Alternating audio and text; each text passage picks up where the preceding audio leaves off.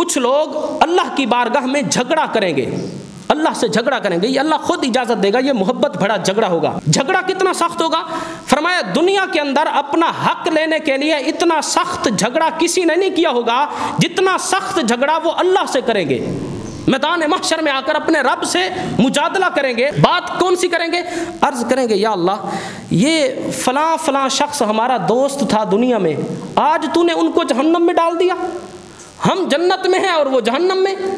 کچھ جنتی آ کر اللہ کی بارگاہ میں اپنے دوستوں کے متعلق جھگڑا کریں گے، یا اللہ وہ ہمارے دوست تھے۔ حضور علیہ الصلوۃ والسلام نے فرمایا وہ کہیں گے یقولون ربنا اخواننا كانوا يصلون معنا ويصومون معنا ويحجون معنا فادخلتهم النار، یا اللہ یہ تو وہ ہمارے دوست تھے، ہمارے ساتھ نماز بھی پڑھتے تھے، ہمارے ساتھ روزے بھی رکھتے تھے، حج پر بھی ہم اکٹھے گئے تھے، یا اللہ کچھ کوتاہیوں کی وجہ سے وہ جہنم میں چلے گئے، ہمیں اس کا افسوس ہے کہ ہمارے دوست سے ہمارا تعلق تھا۔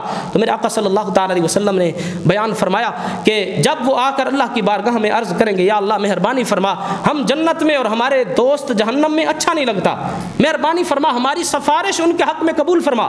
تو میرے آقا صلی اللہ تعالی علیہ وسلم نے ارشاد فرمایا، اللہ تبارک و تعالیٰ پھر ان کو ارشاد فرمائے گا اذهبوا فاخرجوا من عرفتم منهم، اللہ فرمائے گا جا کر ان لوگوں میں سے جن جن کو تم پہچان سکتے ہو جہنم سے نکال کر اپنے ساتھ جنت میں لے جاؤ۔ تو یہ ہے متقی لوگوں کے ساتھ تعلق، نیک لوگوں کے ساتھ دوستی۔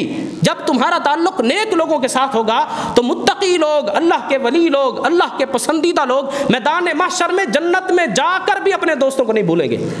تو ہمیں یہ کیوں بتایا جا رہا ہے؟ حضور علیہ السلام ہمیں کیوں بتا رہے ہیں؟ صرف اس لیے کہ تاکہ تم اگر دنیا میں کسی کو اپنا دوست بنانا چاہتے ہو تو تقوی کی بنیاد پر بناؤ، اس کے اندر علم کتنا ہے، اس کے پاس تقوی کتنا ہے، اللہ اور اس کے رسول کا ڈر کتنا ہے۔ جب اس اصول کو آپ مد نظر رکھ کر دوستی لگائیں گے تو یہ دوستی دنیا اور آخرت دونوں کے اندر کامیابی کا سبب بنے گی۔